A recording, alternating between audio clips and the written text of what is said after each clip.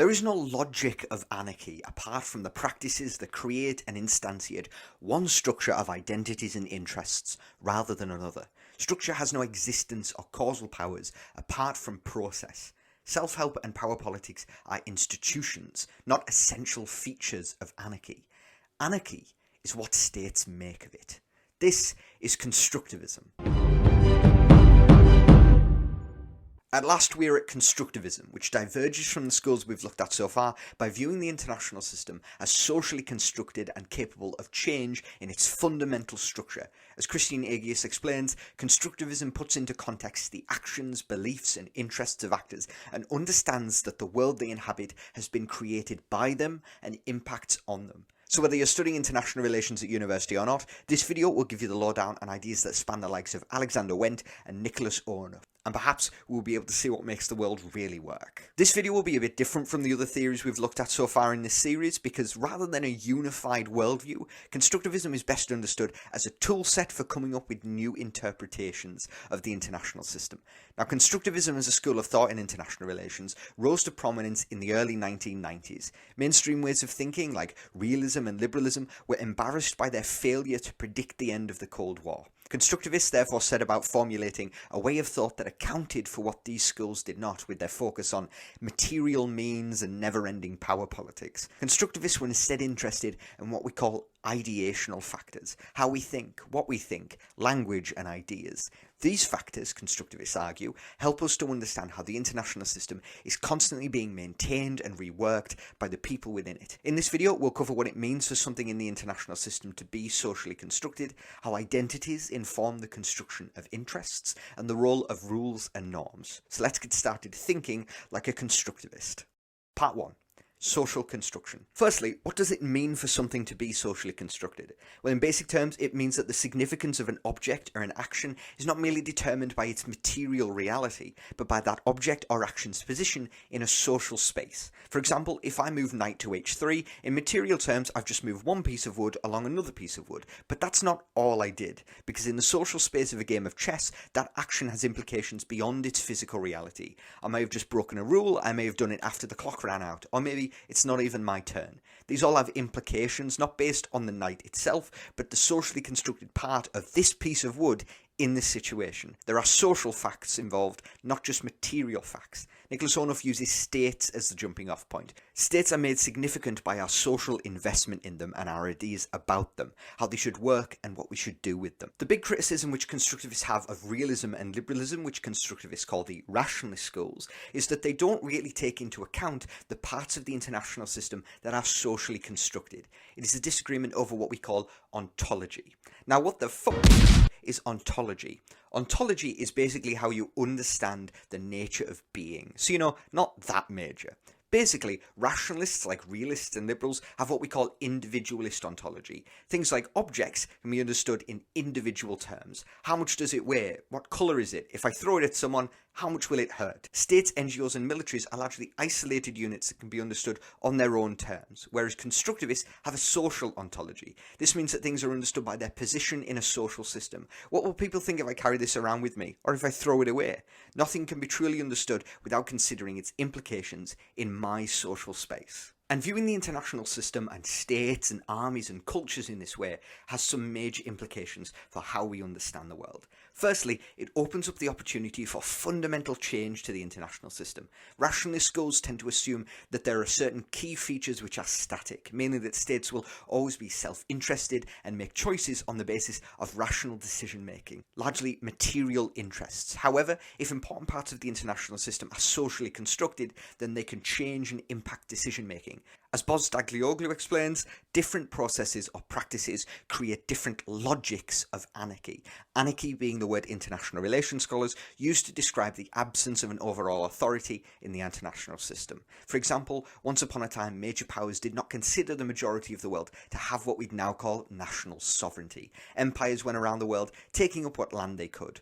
whereas, to contrast, Chinese support for Russia's invasion of Ukraine is not as significant as the Russians seem to expect, and that in part is because that action now sits in a social space where it is highly unpopular and undermines many of China's own territorial interests by going against the idea of sovereignty that they want to perpetuate. The social construction of states has changed. Secondly, change therefore means that the significance of an action or an object can be different in different contexts. Change isn't unanimous. If we carry on with the example of sovereignty, China's understanding is very traditional, at least in terms of the 20th century. National sovereignty is strict and total, whereas in the US and at the UN, it's normal to talk about exemptions to sovereignty. So these social constructs impact how states behave, but it's not universally understood in the same way, so its effects vary even further. Scholars use the very high-flown term intersubjective to describe social constructs that exist between multiple actors. But so far we've talked about constructivism as a relatively solid group, so let's take a moment to understand some of constructivism's diversity. In 1992, Alexander Wynne published his famous article, Anarchy is What States Make of It, the Social Construction of Power Politics, whilst working here at Yale University. And it has since become one of the most defining pieces of work in the discipline. In it, he lays out the social construction of international politics and its impact on state behaviour. However, not everyone who considered themselves a constructivist was totally happy with it.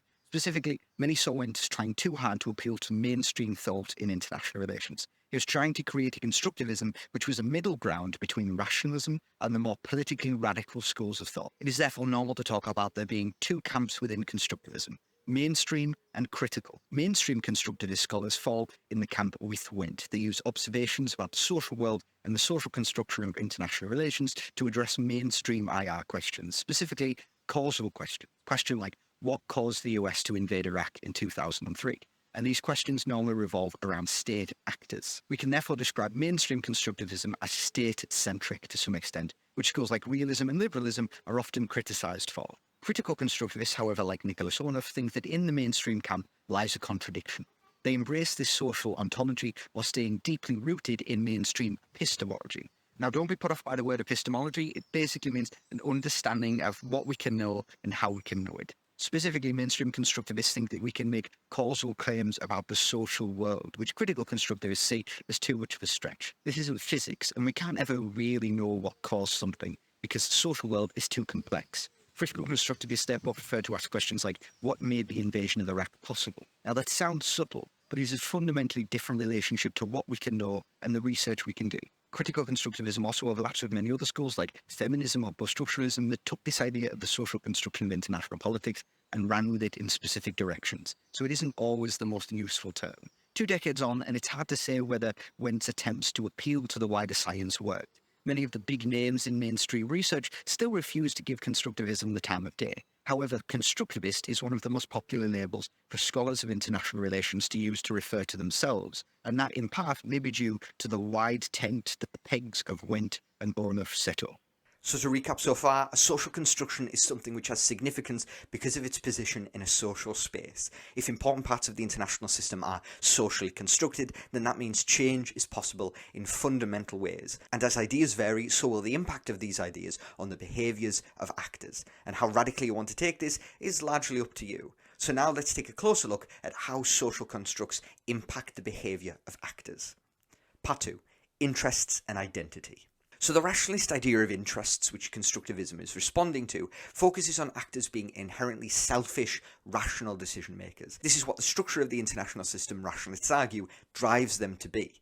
They are capable of assessing the options in front of them and choosing based on survival and the maintenance of their own power. And if it feels like I'm bringing up rationalist schools a lot, that is because constructivism and many other schools like it were formulated as a response to the dominance of the rationalists. To constructivists, the social constructs we give value to impact how we act, because if we value things other than survival, self-help and power, they will factor into our decision making. They may not totally override our desire for things like survival or power, but they will impact how we approach those goals and the extent to which we are willing to compromise them. Decision making is a complex and multifaceted process. A vital social construct is therefore how actors understand themselves and their position in a social space, how they understand their identity. So let's take a look at a few examples. Example 1. Prejudice. This is a map of Samuel Huntington's Clash of Civilizations, a now largely defunct idea from the 1990s, which argued that the world was divided into these civilizational groups and that future conflicts would primarily revolve around contests between these categories, akin to the Cold War between the US and the USSR, because of those cultural differences. Despite this not being reflective of reality and demonstrating zero credibility in terms of the predictions it was concocted for, it very much informed how some policymakers saw themselves and their place in the world, particularly in the US, where the destabilization and undermining of those other groups worked its way into think tanks like Project for a New American Century, whose members later went on to serve in national government. So it became a self-fulfilling prophecy in some ways, and it's very easy when looking at this map to understand how taking on this understanding of the world impacts an actor's response to events. If you're the US and both Italy and Iran gain 10 nuclear weapons, this framework primes you to perceive those two events very differently because of your socially constructed identity and its position in this socially constructed world. Example 2. Ego. A nation's history inevitably plays a role in its identity. Here in the UK, the biggest foreign policy decision of my adult life, the referendum to leave the European Union, was made possible by a sense of national pride and British exceptionalism. In particular, the view that the nation's identity was tied up in independence and glory. Value had been placed on this social construct, and that informed the construction of the UK's national interest. Why leave? But read the t-shirt, that'll tell You get dozens of reasons, but this sentiment isn't uncommon. Example 3. Temporality. So as we can see, there are other social constructs that feed into our identity, which is a social construct itself. It's just social constructs all the way down. Another example is what we call a temporality, our relationship to time. There are various political circumstances that impact how we think about time, since it is, say it with me, a social construct. If you view history as a constant and inevitable march of progress, that will impact how you act.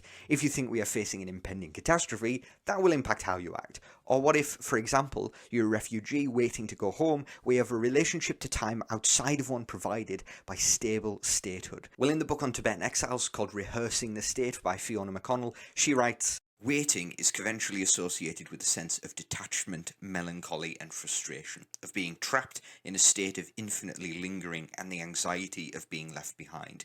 Yet waiting can also have a productive aspect, offering time and space for experimentation, preparation and reflection." Our socially constructed understanding of time informs our identities, our experiences and our decisions. So that was a lot, and the reason I've given those quite far-ranging examples is I want to encourage you to think outside of the box when it comes to what social constructs impact the international system via the identities of individuals and groups. In contrast to the rational logics put forward by some, we would describe some of these actors as behaving under a logic of appropriateness. Rather than considering what would be the best maximization of their potential and power, their actions are impacted by what is appropriate given their position in a social space, and the internal and external expectations that their social spaces involved. Their identity informs how they act.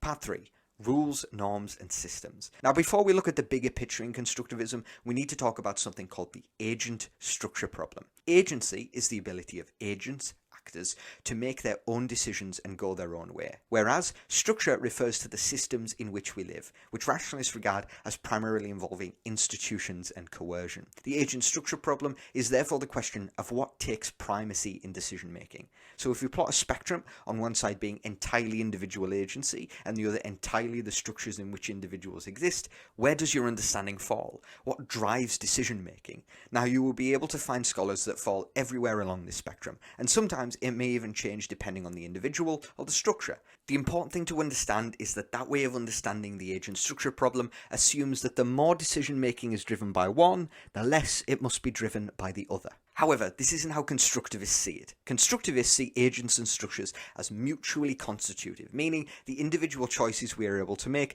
are made possible by the social structures we inhabit, and those structures are in turn made possible by our decision to participate in them. But that might sound a bit weird, so let's take a look at a historic example. In the courts and kingdoms of early modern Europe, public rituals disguised as decorum and manners formed a fundamental part of noble life. Royal families and their republican counterparts established strict rules and codes for interacting with each other. When you enter someone else's city, there's a ceremony for that. You have to get the procession order right, say the right words, make the proper promises. When you're at court, there are rules for that. Stand in the right place, wear the right thing, talk to the right people, defer to the sovereign when appropriate. This went on through weddings, tournaments, feasts, a cascading list of rules and social actions which were designed to mean something. Mainly that you agreed to affirm the structure by participating in it, performing it, playing along. So the structure, the system of rules and rituals, actually made new actions possible because it imbued them with social significance and a new meaning. In 1469, Duke Charles the Bold wanted to admonish the aldermen and guild deans of the city of Ghent for failing him.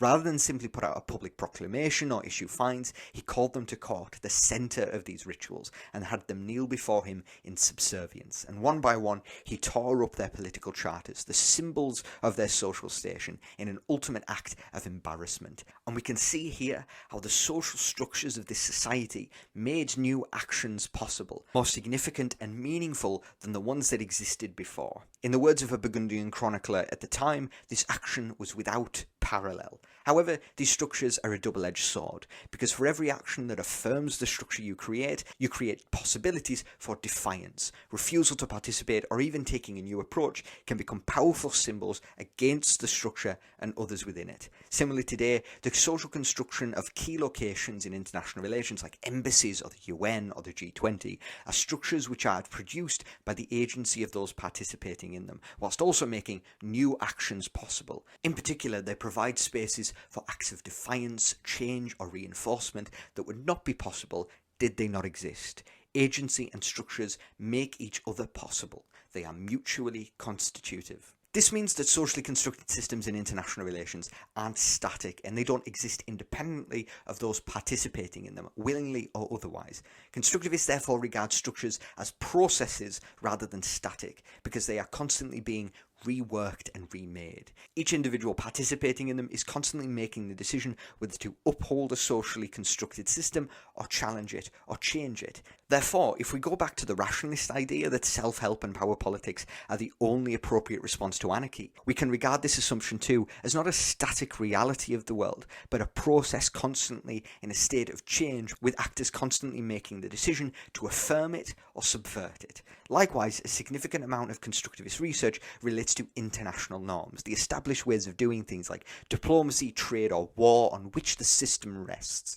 Neorealist or neoliberal scholars would argue that states only follow rules to the extent that they are useful for their own pursuit of power or security. Constructivists, however, see adherence to norms as constituting part of an actor's identity. They therefore follow the same logic of appropriateness we discussed earlier, where instead of asking what norms are the best utility to me, they ask which norms are the right ones to follow. Again, a logic of appropriateness comes into play where one's own identity informs the rules they follow. The international system itself is therefore a structure that is constantly being reworked by new ideas, new ways of thinking, and moves within social spaces. Empires become kingdoms, kingdoms become states, states become empires again. Realists and liberals can talk all they want about power and preventative measures, but if you really want to change the world, constructivism says you have to change how people think about it.